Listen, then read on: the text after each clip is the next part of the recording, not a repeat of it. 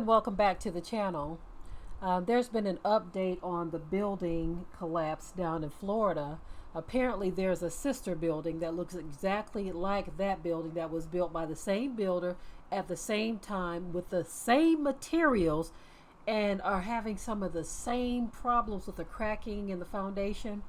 Apparently those people have been evacuating. So far, it hasn't been a mandatory evacuation, but some people are just on their own leaving. They're saying, you know what?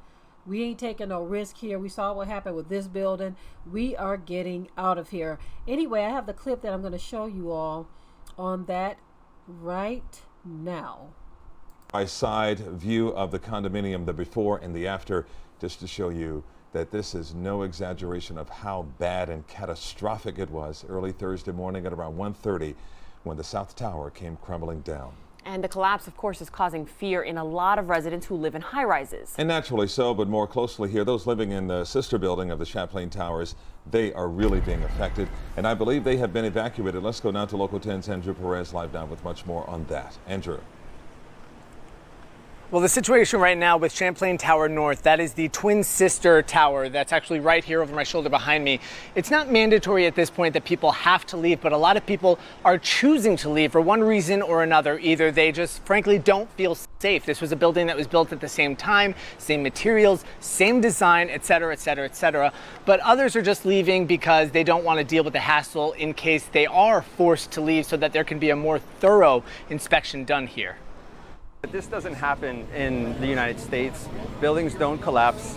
And now, as rescue efforts continue, nearby residents say they're concerned as well. Robert Listman lives in Champlain Tower East, a sister building to the one that collapsed on Thursday. He noticed damage to his structure, and that's raising some red flags. What I would really like to see is all these structural engineers that are here just to take a step down to our building and just to look. It's not that far. The concern is that there was a big shake. There was a disruption that just occurred. I mean, a building went down. It was built at the same time with the same designer. Governor Ron DeSantis in town speaking about that very issue as well. The tragedy in Surfside bringing up a whole host of problems with buildings, stability, and code enforcement rules. As we work to determine why this building collapsed, conversations are being had to change up code, and for now, possibly evacuate other buildings like Listman's. They are looking at working with them, and I know they are considering potentially evacuating them, but that's something that ultimately the mayor's going to have to make the call on. I don't know that there's indications that there's any problems with that building, but just given the similarities, given the same age, they think that may be something. So I think he may have an announcement on that today.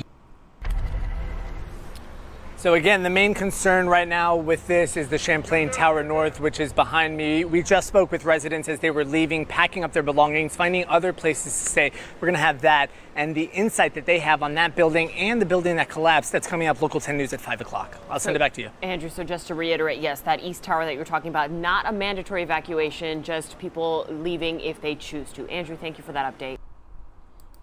Now that's some tripped out looking stuff. They actually showed footage of the building. Somebody's camera somewhere captured that, so they showed it as it was coming down. That's really tripped out. So it's understandable why those in that other building are saying, you know what, I think it's time for us to get up out of here. Especially we're talking about the same builder. They showed some cracking in the other building where in the foundation there's some serious stuff going on, right? And so this ain't the time to be, taking those kind of risks. So I totally understand, with what they just saw, and they were saying that 159 people are missing still. That's a large number. That's a lot of people that could be under all of that rubble, and it's going to take them some time to get under there. It's safe to say that the majority of those people who are under there are probably perished. It's not unheard of that some could survive, because we've seen it before, where even days later there have been survivors found. I believe in the Oklahoma bombing thing that happened many, many years ago. I think they found survivors days later. So it's not unheard of, but is also very unlikely too. So we will just keep our ears open for that. But I think it's very wise of those people to just evacuate, even if it's not mandatory at this point. It is a good idea to do it. With the devastation that they are dealing with right now, that's not a risk that anyone should be trying to take. And I don't think you have to beg anybody to evacuate in a case like this. Most of these, like I said, are voluntary evacuations. And I know it's difficult to just up and evacuate from your home, but these are people who obviously have a lot of money. They were saying that the units were selling for between $600,000 and $700,000. So it probably isn't far-fetched to believe that some of them probably already have a second home somewhere, or enough money to where they can afford to go to a hotel for an extended stay, or even family members that would take them in. So it's probably not going to be difficult for them in that, in terms of that. But for a lot of people, when they say evacuate for some type of disaster, everyone can't afford to just do that. Not everyone can afford to just pick up and say, okay, I'm gonna go here for a few days or a few weeks. For some people, that being displaced like that is devastation to them, right? Being displaced for some people is like literally draining their pocket or their bank account. So one good thing for these people is they can probably afford to just relocate for the moment, whereas other people not so fortunate to have pockets deep enough to do that with ease. There's always some level of discomfort when you are living in poverty, right? Or when your income is not that great.